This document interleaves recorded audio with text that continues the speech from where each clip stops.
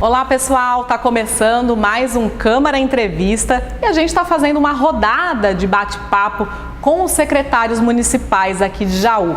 O nosso objetivo é dar espaço para que os gestores públicos possam fazer uma prestação de contas do trabalho que eles têm desenvolvido à frente das suas respectivas pastas. E a nossa convidada de hoje é a secretária de Políticas Públicas para Mulheres, a Cândida Ferreira Magalhães, que vem aqui então para contar um pouco sobre o trabalho que ela está fazendo à frente da Secretaria. Cândida, obrigada por vir aqui hoje, viu? Eu agradeço também, esse é um momento de extrema importância. Eu sempre falo que a mídia tem um papel social, né, em todas as questões relacionadas aos direitos das mulheres, ao combate à violência, então é sempre um prazer estar aqui. Pessoal, só lembrando, eu e a Cândida, a gente está sem máscara porque a gente está gravando aqui no plenário da Câmara Municipal, que é um local bem aberto, arejado, um espaço grande. A gente está mantendo o distanciamento social seguro para seguir então todos os protocolos recomendados pela Organização Mundial de Saúde. Então a gente só tirou a máscara durante a gravação, a equipe técnica que está aqui filmando, está todo mundo de máscara. Então a gente está seguindo aqui o distanciamento para poder levar a informação para vocês, mas com segurança, para que a gente não comprometa a nossa saúde e dos funcionários aqui da Câmara Municipal. Cândida, vamos começar então falando sobre os projetos que vocês têm realizado à frente da Secretaria. Recentemente, eu achei até legal, teve uma palestra com os atiradores do tiro de guerra para falar sobre essas questões de violência doméstica. Muita gente acha que políticas públicas para mulheres são projetos só para mulheres, mas a gente tem que inserir os homens também nesse bate-papo, nessa conversa, né? Sem dúvidas. Começa pelo grande exemplo, né, da municipalidade, né, do gestor público, o prefeito Ivan Cassaro, de enxergar essa política como extrema necessidade, extrema poder essencial de trazer, proteger os direitos das mulheres, combater a violência doméstica e familiar, selando com certeza a questão que a violência doméstica e familiar precisa ser combatida. Então essa é uma gestão de homens e mulheres pelo fim da violência e começa então com esse grande exemplo, e a gente vem exatamente trazendo como essa questão da palestra para os atiradores. Ela não foi apenas uma palestra, mas sim o início de um trabalho que vai ser feito de sensibilização dos homens, né, para todas as questões pertinentes aos crimes que recaem sobre as mulheres, não só a violência doméstica, mas crimes sexuais. A reflexão, né, dos homens é de extrema importância. Essa é uma luta de todos nós, né? A TV Câmara também hoje essencialmente composta por homens, e também fazendo esse exercício de atrelar o nosso trabalho, entender que é um trabalho de todos e para todas as mulheres, e principalmente cumprindo o dever constitucional, né, de coibir todo tipo de violência. Essa palestra, essa intervenção no tiro de guerra, a gente segmentou em alguns encontros. Ela vai continuar como um trabalho de parceria também, dos atiradores sempre levarem, né, o que foi conversado, o que foi semeado lá para os outros colegas. A gente precisa que a sociedade seja sensibilizada acerca dos direitos das mulheres, da não violência, de uma sociedade de paz mesmo, uma cultura de paz. Vocês também fizeram palestras em algumas escolas, né? Então o foco, além dos homens jovens, no caso do tiro de guerra, também nas escolas, meninas e meninos, para falar um pouco sobre a questão de doenças sexualmente transmissíveis, gravidez na adolescência e outras temáticas relacionadas à saúde da mulher também, né? Como é que vocês têm sentido esse bate-papo com os jovens, Cândida? Tem tido uma receptividade boa? Eles têm realmente uma cabeça um pouco mais aberta do que as gerações mais antigas? Como é que está sendo essa conversa em relação a isso? Bom, essa conversa ela faz parte de um plano da Secretaria, um plano de prevenção à violência, né, de levar informação. Esse também é um dever legal previsto na Lei Maria da Penha, previsto em lei estadual que regula não só na questão curricular, mas de acesso à informação dos jovens. E a prevenção significa dizer que não teremos que combater esse tipo de violência, esse tipo de situação que ocorre mesmo com os jovens, como uma gravidez indesejada, e aí pensando na saúde, né? Então a receptividade é sempre muito bacana, porque a educação é terra fértil. E a geração, né, eu falo essa geração dos jovens, tem tido uma receptividade e um acolhimento muito grande a essa demanda, uma reflexão, né, da questão da igualdade, uma reflexão acerca desse respeito, de refletir também sobre a questão do namoro abusivo. São temas que a gente vem trabalhando, né, em todas as escolas e o plano prevê que a gente consiga cobrir todos os alunos. Por exemplo, a rede estadual são cerca de 7.000 alunos, os quais falaremos sobre os crimes sexuais. E aí vamos trazer toda a questão da lei do minuto seguinte, que é a denúncia imediata aos crimes sexuais. Então também é uma demanda de extrema importância que vai ser cumprida dentro desse plano.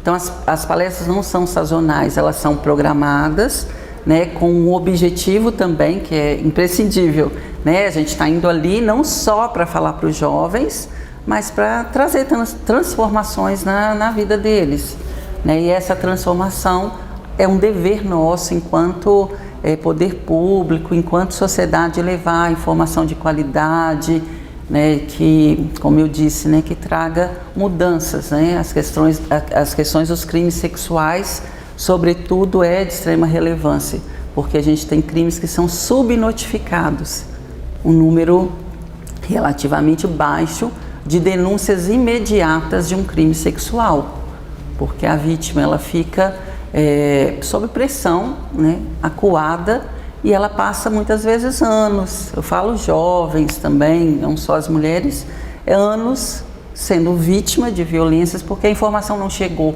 Essa criança, esse adolescente não foi encorajado suficiente para entender que ela tem um equipamento público, ela tem uma rede de atendimento que ela pode e deve utilizar em casos de crimes dessa natureza, né?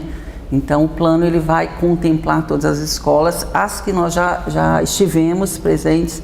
Então, respondendo, né, objetivamente a sua pergunta, sim, fomos muito bem recebidos. Eles também fizeram muitos questionamentos, pedidos de propostas também. Vamos trabalhar mais questões, estejam mais aqui conosco. Então é um feedback muito positivo do nosso trabalho que com certeza nos impulsiona cada vez mais a continuar. E eu imagino que assim, além de vocês levarem informação por meio dessas palestras, também abre-se um canal de diálogo, né? Porque muitas meninas ali escutando o que vocês estão falando e apresentando os canais de atendimento, as formas de denúncia. Às vezes essa menina está sofrendo uma violência na casa dela, está passando por uma situação de um namoro abusivo ou diversas outras situações relacionadas à mulher, e ela encontra ali naquela palestra, além da informação, um incentivo para realmente fazer a sua denúncia, para dar sequência nisso, né? Eu acho que é um canal muito importante de diálogo, né? Sem dúvida, e gera uma demanda. Não tem uma palestra, uma intervenção dessa natureza que não gere uma demanda posterior. E o bacana é ver também os meninos inseridos nesse movimento, né, de combate a tudo isso que a gente está falando, a esses crimes seríssimos, né, que é uma chaga na nossa sociedade, que é um vespeiro, né, e a gente tem essa coragem de tocar nesse vespeiro porque é imprescindível.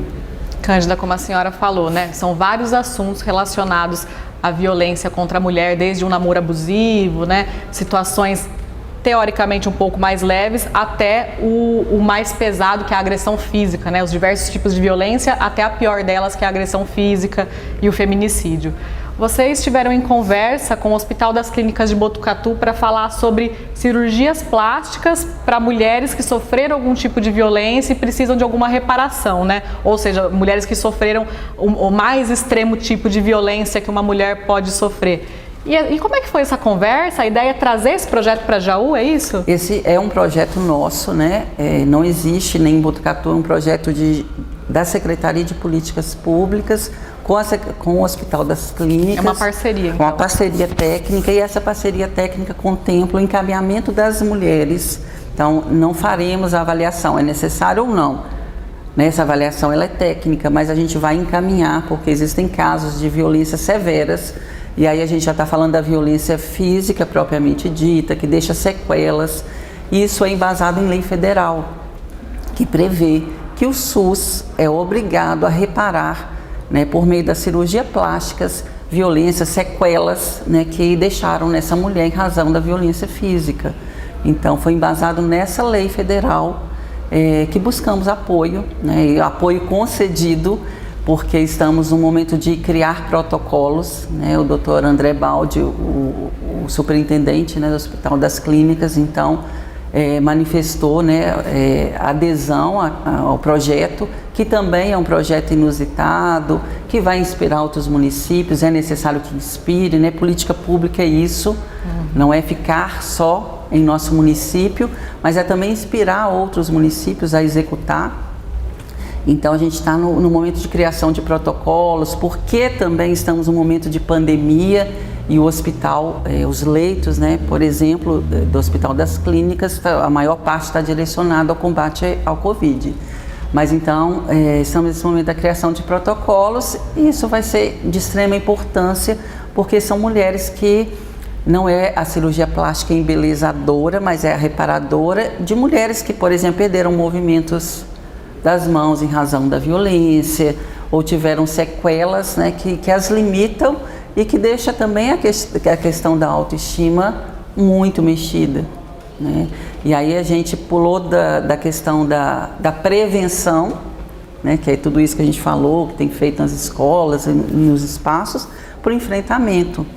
Então essa é uma política de enfrentamento, porque a violência já ocorreu, uma violência extremamente severa que colocou essa mulher numa condição de ter que ir para uma cirurgia plástica reparadora, né? E aí a gente começa a costurar todas as legislações, porque cerca de 3 anos também temos uma legislação que obriga o agressor a reparar o SUS pelos gastos que tem com essa mulher. Então, daqui a pouco a gente já começa a bater a porta desse agressor também, fazendo essa cobrança, né? Porque o SUS vai fazer a cirurgia, mas a gente tem uma legislação que obriga o agressor a cobrir esses custos de uma violência que ele provocou, né? Então isso também é enfrentar a violência. E falando ainda nessas políticas públicas relacionadas ao enfrentamento, há algum tempo foi lançado aquele aplicativo do SOS Mulher, né, que é direcionado às mulheres que têm medida protetiva e utilizam esse aplicativo, então, para entrar em contato e pedir uma ajuda, né? E recentemente vocês colocaram uma estrutura lá na secretaria para falar um pouco melhor sobre esse aplicativo, explicar como é que utiliza. Como é que tem funcionado esse trabalho, doutora? Bom, o SOS Mulher, né, é importante frisar que é do governo estadual, um trabalho executado pela Polícia Militar em parceria com o Tribunal de Justiça, porque todas as mulheres que tiveram medidas protetivas deferidas pelo tribunal, há um link, né, que o nome dessa mulher e o CPF vai para esse sistema do SOS Mulher. Então, para ter acesso a tudo isso, aí a gente vai falar de prevenção e de enfrentamento à violência. Prevenção porque a mulher passa a ter um equipamento que ajuda a monitorar as medidas protetivas. Ótimo. E a gente está enfrentando a própria violência, né? Porque é a prática de um novo crime, que é descumprir medida protetiva. Então, então existe todo esse aparato. Mas se a informação não chega para a mulher, a informação, como utilizar, testar aquele equipamento, né, ela compreender tudo isso, acaba que não tem uma validade, não tem uma efetividade. E o nosso papel é também efetivar programas, efetivar legislações, e por isso essa preocupação em trazer tão perto das nossas mulheres o equipamento. O equipamento, assim, no sentido de explicar a ela. Vamos fazer juntas? Olha, é assim. Se a senhora então perceber que ele está próximo, que ele está próximo ao seu trabalho, à residência, onde a medida protetiva ali contemple o distanciamento, a senhora vai acionar o botão, né, que fica no aplicativo, fica no aparelho celular dela, e aí ela faz acionamento, a viatura mais próxima, pela questão do GPS, já chega. Então ela não perde tanto tempo, ou ganha tempo, vamos falar assim, em chamar, ter que falar onde ela está, dar todas as referências, ela vai só acionar esse botão. Então, quer dizer, é mais um mecanismo de controle. Agora, recentemente, a gente tem a questão da tornozeleira eletrônica também, e é uma conversa que a gente vai estreitar para que tenhamos também a aplicação plena aqui em Jaú, porque é um outro mecanismo de controle. A medida protetiva é, sim, essencial que esse agressor cumpra, né? É uma ordem judicial e a gente precisa monitorar, porque assim a gente evita o feminicídio, né? Porque ele não pode se aproximar, e também uma nova violência. Então, por isso, esse trabalho dentro da Casa da Mulher jauense, de ter um espaço em que a policial militar vai semanalmente, ou se precisar, depende da demanda, mais vezes durante a semana, informar, ajudar a mulher a instalar, explicar e simular o uso dele. Perfeito. Cândida, falando em relação ao contexto da pandemia, a gente tem lido diversas notícias e pesquisas que têm saído sobre o aumento da violência doméstica, levando em conta que as pessoas estão ficando confinadas, né, no ambiente familiar. Isso às vezes pode gerar mais discussões, brigas, que podem acabar terminando numa violência. Como é que vocês têm sentido essa realidade aqui em Jaú? Isso mudou? Teve mais procura em relação aos serviços da Secretaria e da Casa da Mulher? Como é que esse cenário está aqui na cidade da violência? Eu sou uma estudiosa com relação ao enfrentamento à violência contra a mulher, e desde o início da pandemia eu venho estudando esse fenômeno, porque nos 3 primeiros meses de pandemia houve um silêncio assim, muito grande com relação a denúncias no Brasil. As mulheres passaram a não denunciar. E não era porque a violência tinha acabado, pelo contrário, porque o feminicídio aumentou.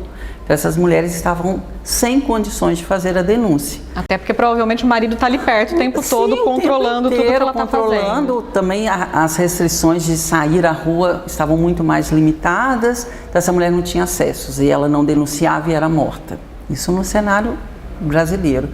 E aí, bom, vieram vários serviços, por exemplo, no estado de São Paulo a gente tem a denúncia online, o boletim eletrônico online, então a mulher faz essa denúncia, então começamos a ganhar nesse sentido de acesso à mulher. E hoje a mulher pode sair, ela faz essa denúncia e a gente percebe um aumento enorme, né? E que bom, a violência doméstica precisa ser denunciada sempre. Então houve um aumento e houve também o nosso ajuste enquanto atendimento dessas mulheres, porque você tem que fazer uma releitura disso tudo e sempre pensar na palavra acesso. Como que essa mulher vai ter acessos, né?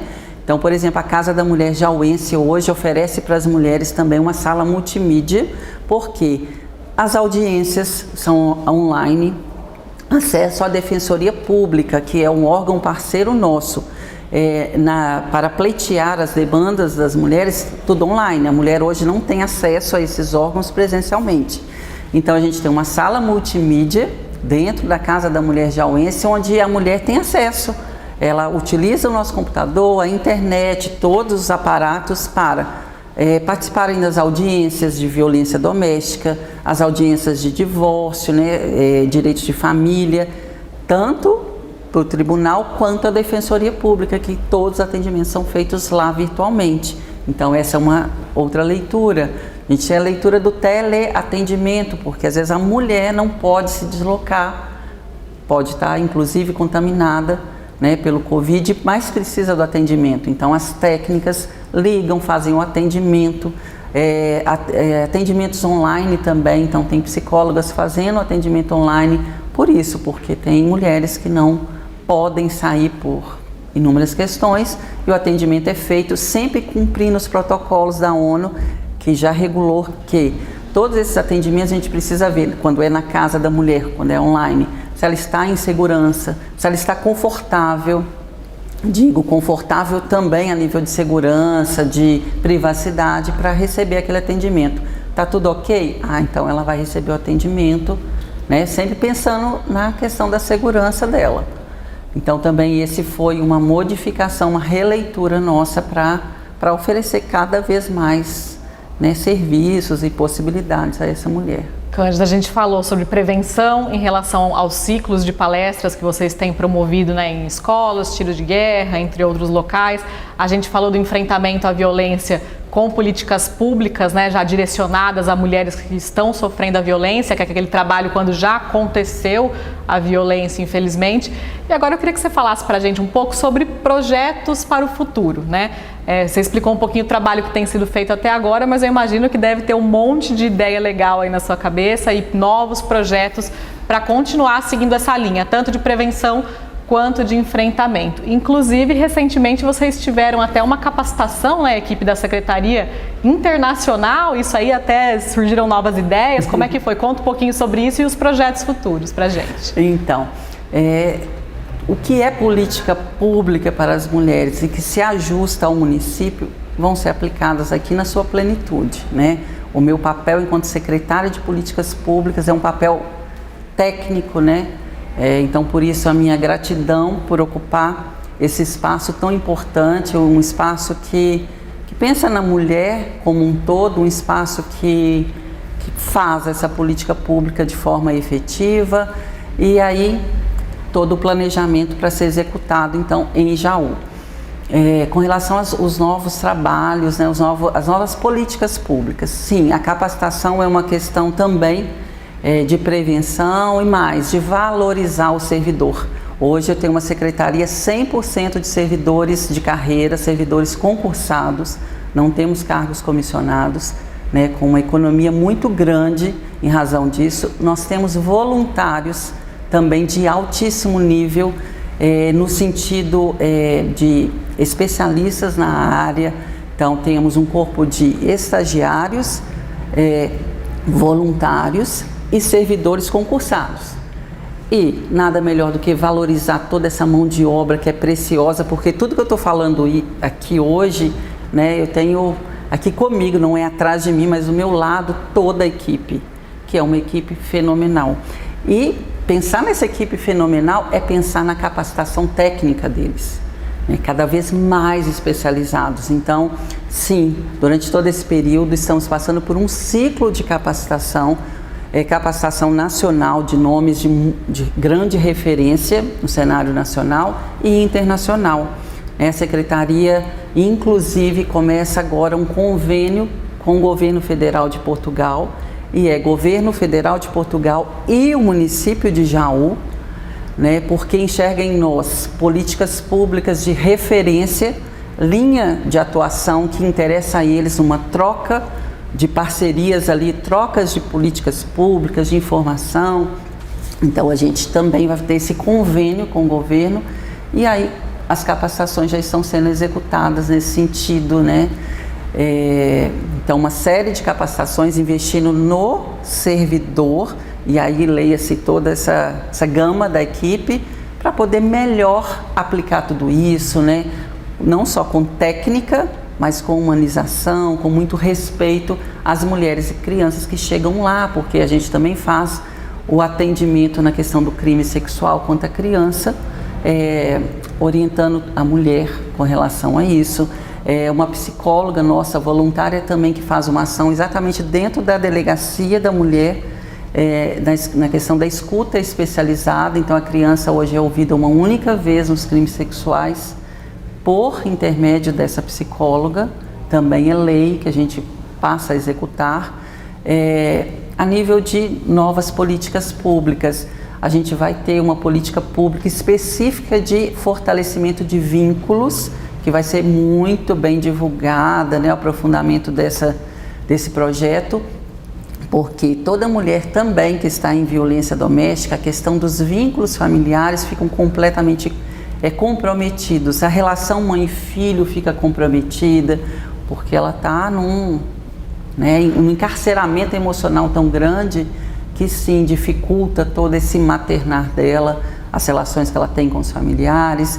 E a gente vai ter o projeto também, né, um projeto de extrema relevância, que é o atendimento aos filhos que vivem no cenário da violência. Nossa, isso é fantástico, né, Cândida? Até porque, assim, além do atendimento que vocês já fazem para crianças que sofrem algum tipo de violência, como, por exemplo, a violência sexual, agora uma atenção também para as crianças que não sofrem diretamente a violência, mas convivem num ambiente completamente inadequado, né? Um ambiente de briga, de discussão, vendo a mãe ser agredida, e isso tem um reflexo muito significativo na vida dessa criança. criança, né? Em relação à forma como ela enxerga a vida, como que ela vai propagar essa informação no futuro, o rendimento escolar dela, a relação dela com outras pessoas, né? Então é uma atenção realmente que é necessária, né? Que às vezes acabam atendendo assim, socorrendo, digamos, primeiro a mulher, que é quem está sendo agredida, mas tem toda a família em volta, né? Os filhos que também precisam desse atendimento. Como é que vai funcionar esse projeto? E assim, estamos ansiosos para saber. Também é objeto de estudo de muitos anos, né? Porque o Brasil não tem política pública específica nesse trato. Jaú também vai sair na frente como fonte de inspiração também, porque a gente precisa que isso alcance todos os lugares, né? Porque se combater esse tipo de violência, porque é uma violência psicológica que essa criança passa a sofrer quando ela vê essa mãe sendo violentada, a gente também está prevenindo uma violência futura, porque tudo isso vira uma questão transgeracional, uma herança transgeracional. Então, o menino que vive aquela violência, vivencia aquilo no dia a dia, não quer dizer que ele vai virar um agressor, mas a tendência de se reproduzir isso, porque se torna natural ver aquilo todos os dias, é muito grande, né? Todos os agressores, isso é fato também, né? Fato, todo agressor já foi e já viveu um cenário de violência na infância. Mas nem toda criança que vive vai ser um agressor. E por isso fazer esse trabalho pontual de coibir essa violência transgeracional, assim como a menina também, que vivencia aquilo e normaliza. Poxa, minha mãe vivenciou, ela nem questiona, ela nem se sente em situação de violação, por não entender. Acaba normalizando aquela situação, acha que aquilo é o normal de uma casa, né? De um lar. Além das violências, né? Sim, de normalizar isso, além de não compreender essa violência toda, enfim, e passar de forma muito específica, além da violência psíquica no momento ali, os prejuízos escolares que essa criança traz. Então vai ser um momento também de sensibilizar todo o sistema, chamando atenção para essa criança, né? A gente precisa de uma intervenção de todo o sistema precisa olhar essa criança como um momento especial que ela está vivendo. Cândida, eu queria agradecer imensamente a sua presença aqui na TV Câmara, foi um bate-papo muito gostoso, passa rapidinho, acho que tinha até mais coisas para a gente conversar, dava para a gente bater papo aqui por mais de horas. Então é legal a gente levando esse tipo de informação para a população, mostrando então, né, quais foram as ações realizadas até o momento, nesses primeiros 4 meses de mandato, né, dessa nova gestão. A Cândida está fazendo uma prestação de contas, né, do trabalho que ela tem realizado e já trouxe aqui essas novidades, né, desse projeto de atendimento às crianças que vivem em lares que tem cenários de violência. Então em breve aí também já tem mais novidades, né? Muito obrigada pela sua participação aqui, viu, Cândida? Agradeço. Eu que agradeço também. Só lembrando que tudo isso com todos os parceiros, né? Faculdade de Botucatu, Hospital das Clínicas, faculdades integradas aqui de Jaú, Faculdade UniOeste e a ETEC, são os nossos grandes parceiros aqui no momento. Bom, e você continue acompanhando a nossa programação pela TV Câmara, canais 34.2 aberto digital, 10 da NET e 52 da ConnectCor. A gente também está no YouTube, é só procurar lá por Câmara Municipal de Jaú. Obrigada, até a próxima.